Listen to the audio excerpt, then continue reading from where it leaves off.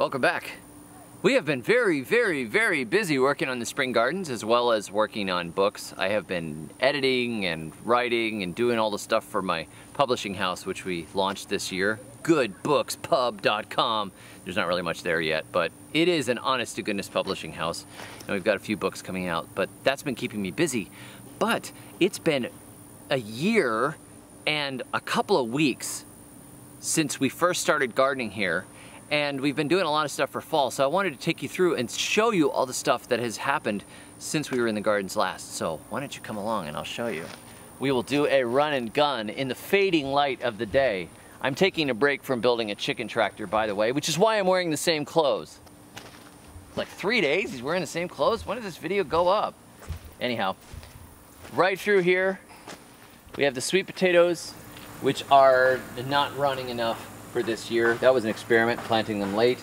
Here we have the beans, which as you can see are absolutely chewed to bits. And check this out, this is why. Can you see that?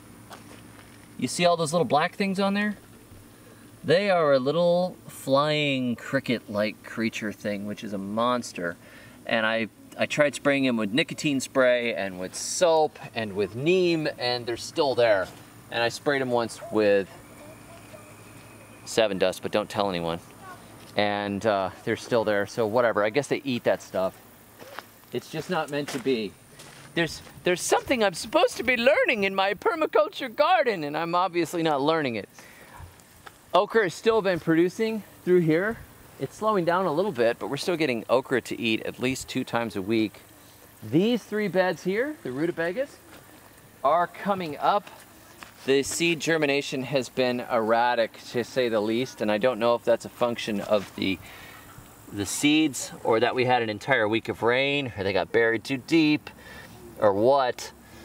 But we basically have rutabagas like every 3 feet, so we have incredible wide spacing. It's an amazing experiment, but what I'm gonna do is just plant in between. The grocery row gardens we've been cleaning up and planting into the gaps. You can see how much rain we got. The other day we sifted a little compost to bring out here. There's a little bit of compost in the bottom. Now it's all fermenting.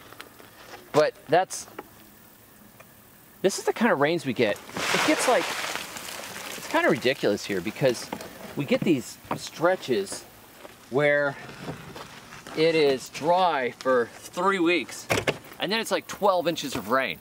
I've never had a climate like this before, and it's very hard on plants to be 90 degrees and dry, and then suddenly just pouring rain. And so when you get fruit on your plants and everything, they all split and you get disease problems and stuff. We're still doing okay.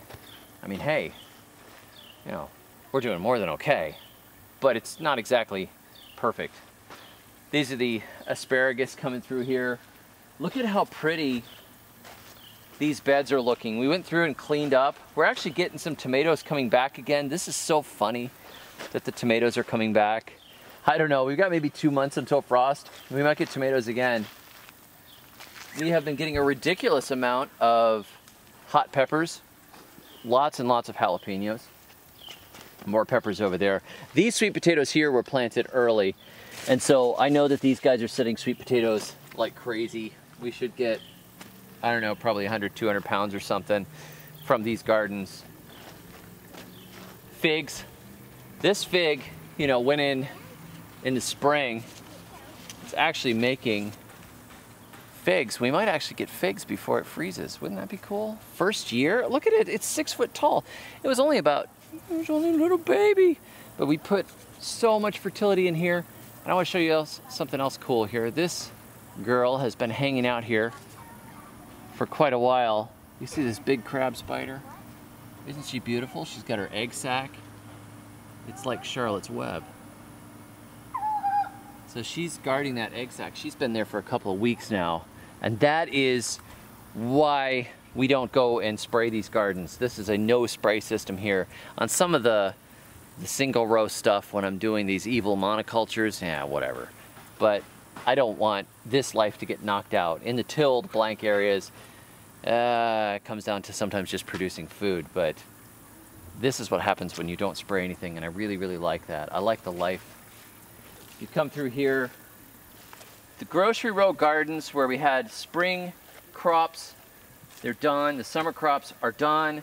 And now we are coming into areas here that are for the fall. And I have no idea what's in here. I don't see anything coming up except, I don't know, like, what are those? Did you plant those? They look like cantaloupes. So I guess we planted cantaloupes. I think this one didn't get planted, actually. So there, but anyhow, we cleared out the gaps. YouTube raw. We planted out the gaps. These are brassicas. So when there's a gap in here, see all the brassicas are direct seeded into the ground. So they should have plenty of time to develop before the frost comes. We are now at that time of the light cycle where we're getting sorrel. I actually got to come out and pick it. So we have cranberry sauce for Thanksgiving. We can't grow regular cranberries here, but we can grow this beautiful Jamaican sorrel. In Grenada, they just call it sorrel. Sometimes in Florida, they call it Florida cranberry. It is an edible hibiscus, edible leaves, and the calyxes are a really good faux cranberry. My wife makes a wonderful cranberry sauce out of them. Peach is doing great. We still have this understory of marigolds. I can't believe how far the marigolds just kind of spread through. We're still getting the occasional eggplant, but I'm not that happy with them anymore. I'm hoping that they make some better eggplants as it cools off. I'm gonna come out here and harvest some of these chaya. We've got sweet potatoes that are growing directly into the trees. Oh, and let me show you something else. I'm gonna walk right out of the grocery row garden and show you some of God's garden over here. Isn't this a gorgeous display? Yellow and purple were actually the colors that Rachel picked out for our wedding. And I don't think it was as pretty as these weeds.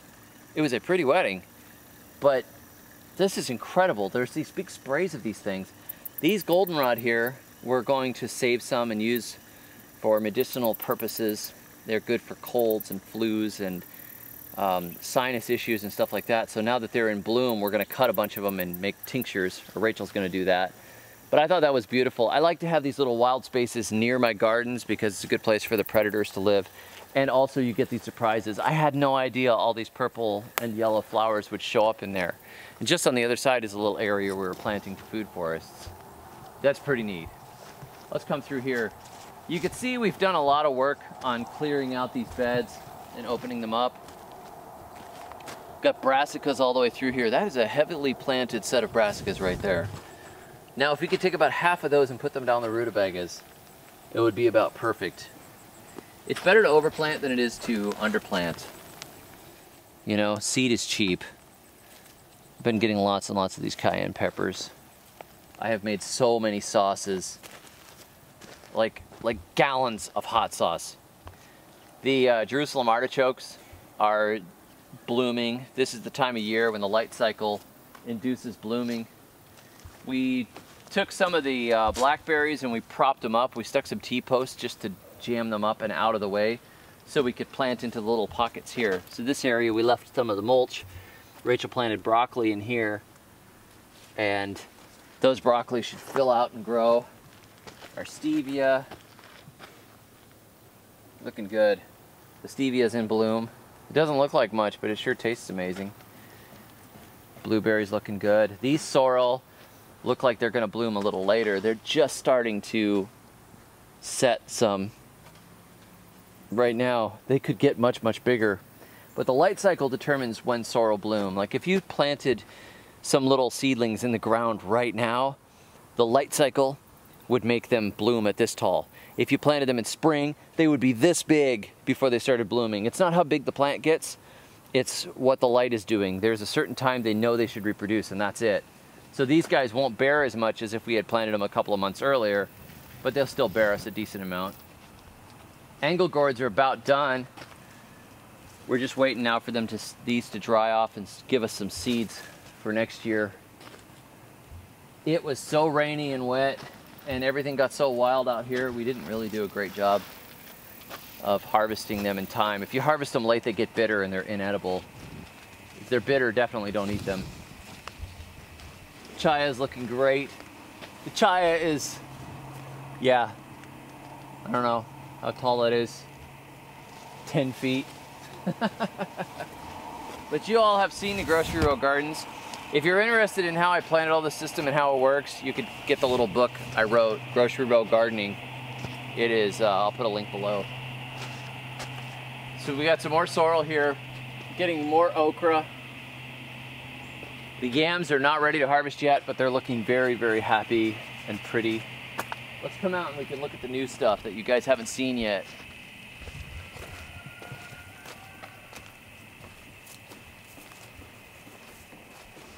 This area here has very, very bad soil. This is where we grew our pumpkins. We had 400 pounds of pumpkins out of here because we dug pits. Well, this time we tilled in alfalfa, and I decided to make these mounded beds. It's a little different than I normally do. I had been planting right in the ground, but I wanted deeper, looser spots, and I also wanted to stop the rain from being such a huge deal. So these beds, instead of running them with the way they were before, they were kind of running this way, they now run that way. So this is the way the water flows. So now instead of ruts forming through, ruts were tearing through here before and going in between the rows, and that was no good. But these have already been planted all through here. We've got beets and icicle radishes and broccoli and cauliflower. Now it's raining. Turnips, rutabagas. Let's go over here first before it becomes too much rain. With this lousy soil, what I did was I took a row marker and I dragged it along the ground, and in the ruts that it left, we threw down some Steve's mix and we threw more alfalfa, and then we raked nice beds over the top of it. And so when the seedlings get down a little farther, they'll reach it. These beds, we did the same thing. These are getting planted here. The wider ones are getting double rows of turnips. This is an experiment. It took a lot more work to rake it up, but the tiller is only going 5 or 6 inches deep. So if these go up like this, now we've got about 12 inches of decent, fluffy soil. And also when it rains, it doesn't become such a huge issue, because the rain has just been, like I said, it's been ridiculous. Anyhow, thanks for joining me. Looks like I gotta stop, but I wanted to show you all what I was doing. God bless, and until next time, may your thumbs always be green.